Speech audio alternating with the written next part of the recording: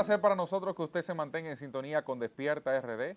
Esta mañana recibimos a Melanio Paredes, miembro del Comité Político del Partido de la Liberación Dominicana y también exministro de Educación de nuestro país. Bienvenido. Buenos días, Feliz Gracias. año. Felicidades, Cristian, Feliz Loreni año. y mi antigua vecina, nueva estrella del programa. Y a Wilber donde quiera que se encuentre. Y naturalmente a los amigos de Despierta RD que siguen este programa Melanio, todas las mañanas. ayer el ministro de Educación decía, para iniciar por ese tema, por lo técnico, ¿verdad?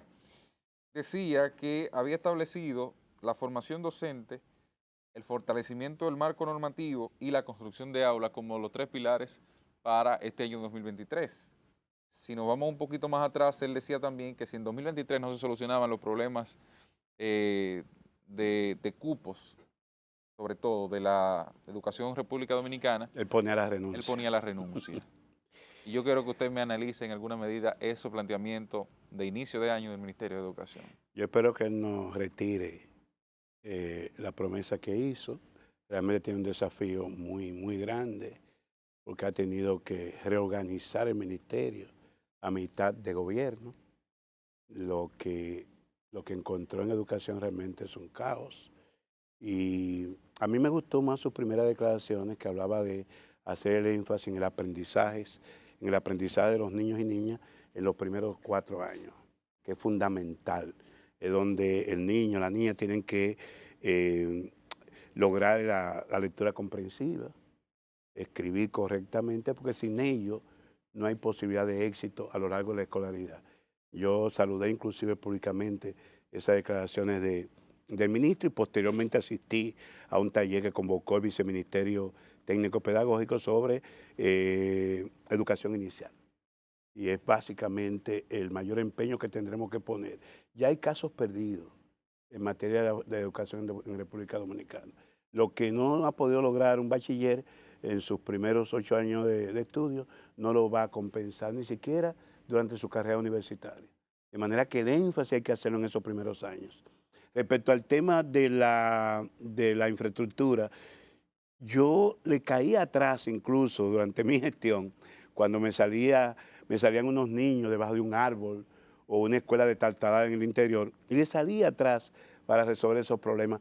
Pero el problema no es solamente resolver esos temas coyunturales que se presentan, es necesaria una buena planificación en el corto y mediano plazo para resolver el tema de cupo. Yo pienso que lo más importante que hizo la gestión del presidente Danilo Medina con el 4% que se comenzó a aplicar en el 2013 fue resolver el tema de cobertura. Y ya a la salida en el 2020, el 94% de la oferta de primaria estaba perfectamente cubierta con las aulas construidas.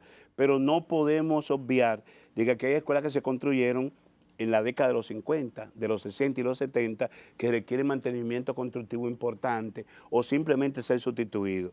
No podemos obviar que aquí hay un desplazamiento, una movilidad social desde la frontera, por ejemplo, pueblos que se han quedado prácticamente desiertos, donde hay instalaciones, escuelas que se han quedado vacías para polos, por ejemplo, como Verón o Higüey, donde hay un gran desplazamiento de la fuerza laboral y por consiguiente tú tienes que planificar en base a esa movilidad. Que tiene cierto grado de incertidumbre, pero aquí te forman un barrio. Hace 10 años el Almirante y toda esa zona de la parte oriental no existían. Entonces todo eso hay que tomarlo en cuenta. Y la tanda extendida que cambió de 2 tandas en la mañana y en la tarde a una sola. Y había entonces que tener el aula alternativa para cubrir esta tanda de la tarde que fue eliminada.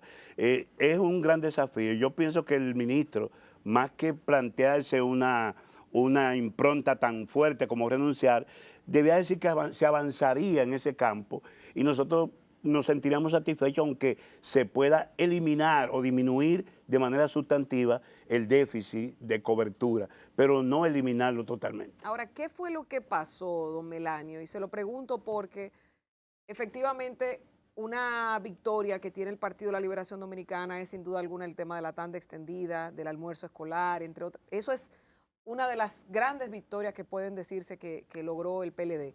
Pero también en el periodo de la construcción de escuelas, desarrollaron muchas escuelas que no se concluyeron y que cuando se vinieron a ver estaban con limbos legales de que los terrenos no les pertenecían. El caso, por ejemplo, que terminó con Peña Mirabal, de Ricardo Montaner, muy famoso aquí en el país. Los terrenos que Ricardo Montaner tiene en Peña Mirabal no los aprobó porque no eran de Ricardo Montaner. Entre otras muchas cosas que se dieron en el país que la gente entiende, mira, empezaron esa escuela y no la terminaron. ¿Qué pasó con el PLD y su impronta en la construcción de escuelas, que fue tal vez uno de los proyectos más ambiciosos y ampliados, pero que la dejaron en un 60, 70, 80% y se quedaron abandonadas? Pero es una 95% minoría, realmente es una minoría lamentable. Ustedes se recuerdan que fue muy aplaudido aquel sistema de concurso para el otorgamiento de escuelas. Sí. Pero resulta que el concurso muchas veces lo ganaba un ingeniero sin ninguna experiencia, sin ningún recurso. La democracia no funciona para eso. Aquí, la eficiencia en este campo, y sobre todo en el campo educativo, tú vas a comenzar el año escolar el 17 de agosto, el 20 de agosto, como fue el caso de la gestión nuestra, que bajamos sustantivamente el inicio y coincidía con los colegios privados. Ahora comenzaron los colegios privados en septiembre y la escuela pública en octubre, muy entrado octubre. Entonces, es fundamental la eficiencia y la planificación. Usted no puede depender de un novato para una escuela que ustedes requieren 4, 5, 6 meses. Entonces, ¿qué se hace con la democracia y los concursos? ¿Por qué eso lo instalaron ustedes No, también? la licitación, el proceso de licitación. Naturalmente lo que se cuestionaba es que habían 5 o 6 empresas que ganaban todas las licitaciones, porque son las que tenían el expertise en materia de construcción de aulas. Yo prefiero dejar de lado la democracia e irme por la eficiencia, porque este año tuvimos que dejar muchos alumnos fuera, porque no había posibilidad de cupo. Recuérdense que el gobierno se inventó de buenas a primeras un bono, que muy poco acudieron, lo que habla de la poca planificación. Un bono para que un muchacho del barrio de La Barquita inscribiera a su alumno en un colegio de clase media de Piantini. Eso es imposible. O sea, hay un tema del territorio, hay un tema sociocultural. Entonces usted no puede sacar a ese niño del barrio con un bono que lo tenga el gobierno y que el papá va a buscar donde aparezca un colegio para llevarlo, cuando implica eso también costo de transporte, desplazamiento y demás. No, sí es lamentable, esos casos tiene que buscarse una solución. Se ha hablado de unas 1000 y tantas escuelas que están en ese limbo, porque o bien se le entregó un inicial y el ingeniero se compró una camioneta o una jipeta, no invirtió, entonces no tenía cómo cubicar y eso se convirtió en un boomerang, se convirtió en un círculo pernicioso que terminó con el estancamiento de esas obras asignadas. Eso tiene que resolverse de alguna manera porque la infraestructura está ahí, el terreno está ahí y los contratos, correcto o incorrectamente, eso tiene que buscarse alguna solución. Se proyecta el 2023 como un año complejo económicamente, pero sobre todo un año preelectoral. ¿Cómo pronostica usted que va a ser el desempeño, el desarrollo del PLD para este año, sobre todo estando en la oposición y con una proyección obviamente menor a la al del partido de gobierno? Mira, el mayor riesgo que tiene República Dominicana en estos 2 últimos años, uno preelectoral y otro electoral, es que tenemos un gobierno patológicamente populista e indisciplinado. O sea, y se habla de la buena imagen. ¿Cómo fue? Repita eso. Se habla de la buena imagen del presidente Abinader, pero tenemos un presidente patológicamente populista. ¿Cómo va a ser? Y el populismo ha hecho mucho daño en América Latina. Ahí están los casos de democracia sólida, como fue la de Perú o Ecuador, víctimas del populismo en que los presidentes de esos países de manera consecutiva embarcaron a esas sociedades. ¿Fue populista el declarar ayer? Señores, generalmente los gobiernos tienen dificultades en pagar la nómina pública los primeros 2 meses del año. Sí, eso es cierto. Por un tema presupuestario y porque son los meses de peor recaudación. Porque si usted suma los feriados de enero, que tenemos Año Nuevo, Reyes, 21 de la Altagracia, 26 días de Duarte, suma la fecha patria que viene con el 27 de febrero, aunque no son feriados, pero están los días de Duarte y Mella, pero usted suma los feriados no laborables del primer trimestre del año y no hay país que supere a República Dominicana. Y entonces este gobierno se destapa porque es un gobierno que se mueve no por las necesidades específicas del país, sino por la brújula mediática, Parece que vieron una encuesta que la gente quería seguir viviendo Romo el día 2, y entonces un decreto, señor, un decreto en un fin de semana, decretando el lunes como de feriado y no laborable. Es una barbaridad. Y lo lamentable de esto es que esto tributa al final, ¿eh? O sea, todas las encuestas pueden dar favorable la decisión del gobierno, pero al acostarse las palomas, ustedes verán los resultados de un gobierno que está asumiendo posiciones populistas, que está financiando un presupuesto con más de 360.000 millones de pesos en préstamos, que este gobierno en el año 22, al finalizar el año 22, tuvo un incremento de la deuda pública en más de 13.000 millones de dólares, a razón de 17 millones de dólares diarios, cuando en los 8 años de gestión del presidente Medina, la deuda aumentó en 19.000 millones. Esto en 2 años, en apenas 2 años, lo han aumentado en 13.100 millones de dólares. Es una barbaridad. Cuando un gobierno se complace con que los principales anuncios, y ustedes también se hacen eco, el crucero más grande del mundo tocó Puerto Plata. Bueno, ¿qué impacto tiene eso en la economía? Es importante con vista al desarrollo turístico de los próximos años, que encontrar una nave a 33.000 pies de altura, porque esa infraestructura, esas iniciativas no se inventaron ahora, viene de un proceso de fortalecimiento de nuestro turismo en los últimos años, en todas las gestiones del Partido de Liberación Dominicana, de manera que no me quieran tapar con un dedo todas las deficiencias que el gobierno tiene en otras áreas. Aquí prácticamente todos los ministerios se han quemado, y lo reflejaba la evaluación en el último año. Ahora, el presidente sale como la gran estrella. ¿Se quema en qué sentido? En el desempeño.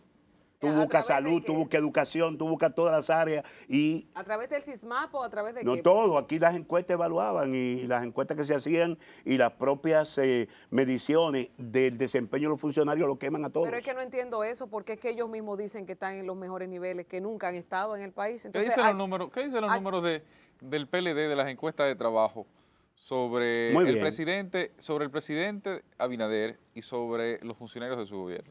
No es que decimos nosotros, se han publicado algunas de empresas públicas. Hay un medio que está haciendo encuestas mensuales y en todas reflejan que los funcionarios están mal y que el presidente está bien, el director de la orquesta está bien. Porque el presidente parece que sus asesores le muestran las encuestas, mira, hay que declarar el día 2 de enero no laboral porque todo el mundo está pidiendo eso. Y entonces declara el 2 de enero como feriado no laborable. Y así una serie de medidas. A las 5 de la tarde del Por día. ejemplo, yo quisiera saber en qué se sustentan las autoridades educativas para otorgar un sueldo 14 solo a los empleados de la sede central del Ministerio de Educación. Y no así a los empleados administrativos de otras dependencias menores. Entonces, son medidas como esas que uno advierte que este gobierno no actúa, no tiene un presidente que está pensando como estadista, está actuando como un candidato en ejercicio, y para ello, que es un poco la pregunta de Paola, el PLD terminó el año 22 en su mejor posicionamiento.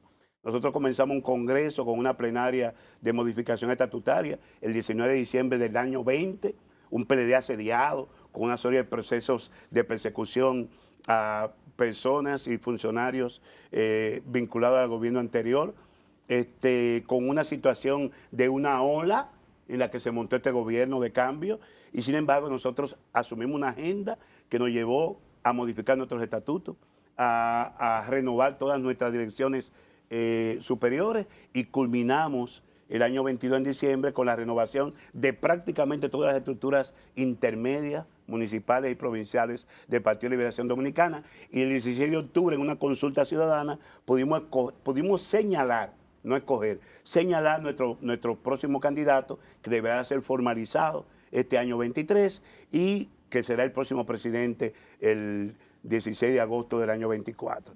Eso significa un salto cuántico, el compañero Abel Martínez, un salto cuántico en materia del desempeño del partido. Ya esos procesos han seguido su curso como nosotros planteábamos. El debido proceso saca todos esos expedientes, 18 meses de sanción o de pena cumplida, lo manda para sus casas, y habrá que esperar que el Ministerio Público pueda estructurar expedientes Pero es por que no lleve a culpable. juicio de fondo y que allí se demostrará la inocencia o la culpabilidad en esos procesos. Melanio, hace unos días en un programa de radio, hubo una especie de impasse con su compañero Héctor Mojica, quien es o fue pasado presidente de la circunscripción del Distrito Nacional del Partido de la Liberación Dominicana. Así están los ánimos en el PLD, así están, ¿qué es lo que sucede en el PLD hoy? Deme usted el diagnóstico quizás de esos hechos que presentan y que uno ve conflictos a veces públicos incluso, de Yo, dirigentes de dirigentes del PLD de una demarcación con los de otra y así por el estilo. hay de todo en la viña del Señor. Yo lamento y pido excusa porque yo nunca he discutido los temas internos a nivel público. Yo estaba en un programa haciendo una presentación, porque soy parte de esa comisión de reorganización y renovación del PLD, una presentación general de lo que habíamos logrado. Y hay un amigo que llamó a esa persona, descontenta por la situación en su circunscripción, y comenzó a hacer señalamiento de imputaciones. Yo simplemente llamé la atención, pero yo no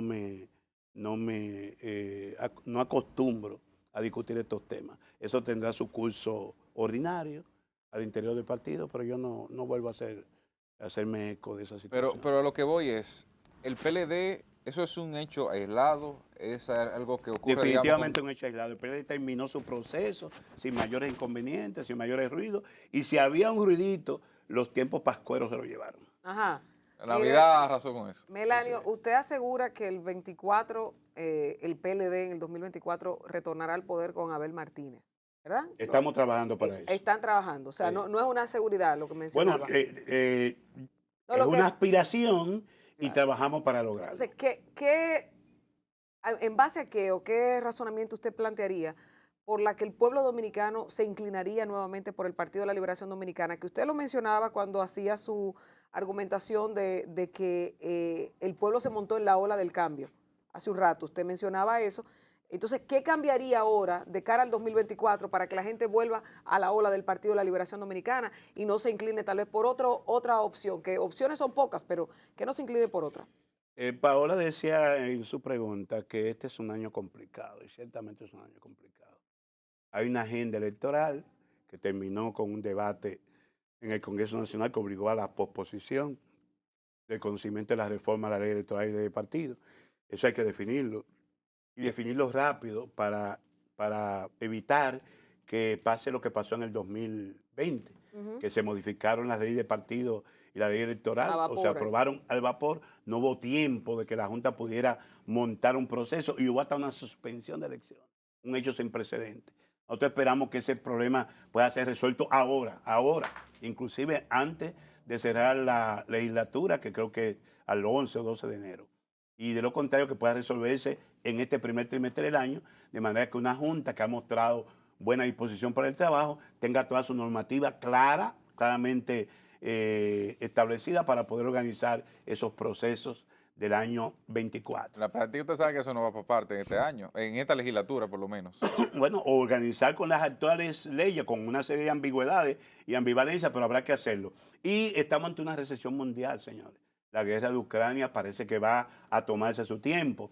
Hay una recesión económica en Estados Unidos, sigue subiendo la tasa de interés y aquí seguimos en el boom de las medidas populistas. Entonces, ¿qué es lo que esperamos nosotros? Que económicamente, aunque no queremos que al país le vaya mal, este gobierno va a tener que pagar las consecuencias de la falta de planificación, de su indisciplina en el manejo del presupuesto, y eso le va a ser cobrado en las elecciones del 24 por la población, que va a ver inmediatamente cuál es el gobierno de referencia, siempre es el gobierno anterior. Y un PLD organizado, unificado, con un buen candidato que ha hecho una gestión exitosa en el nivel legislativo y municipal, es nuestra oferta. Abel Martínez, la renovación. Yo quiero hacer la pregunta ahí más específica, y me disculpe usted con tanta experiencia política, no solamente en las posiciones que ha estado, sino también dentro del Partido de la Liberación Dominicana, como miembro, ¿verdad? ¿Por qué la gente va a elegir a Abel Martínez? Va a elegir a Abel Martínez porque este país Esa respuesta requiere... suya va a ser sin emoción. Sí, no. Ajá, Totalmente Vamos, objetivo, ¿verdad? ajá. lo que ha estado aconteciendo en todos los países que Persuadiendo, lo que estoy. difícilmente los gobiernos que son electos duran más de un periodo. Hay una tendencia continental por la propia situación de incertidumbre, la crisis mundial, la propia crisis de la pandemia que nos ha afectado y un gobierno que, insisto, no se ha manejado con planificación, ha sido indisciplinado. Eso va a cobrar al final en el año 24. Y Abel Martínez representa la renovación con un buen ejercicio, una hoja de vida a nivel de presidencia de la Cámara de Diputados, a nivel de alcaldía de Santiago, y República Dominicana requiere tener un partido con buen ejercicio y experiencia de gobierno y un candidato que represente la renovación. Melanio, gracias por habernos acompañado esta mañana Muchas en gracias, Despierta don Melanio. RD. Y bueno, más adelante habrán otros temas en el trajín de la campaña electoral que serán debatidos en este espacio. ¿A ustedes? Muy amable. Bueno, señores, hasta aquí Despierta RD. Mañana, si Dios lo permite, nos reencontramos a las 6 de la mañana por Telecentro, Canal 13. No le cambie. Mantenga la sintonía con los jóvenes de Activando la Mañana. Despierta, despierta.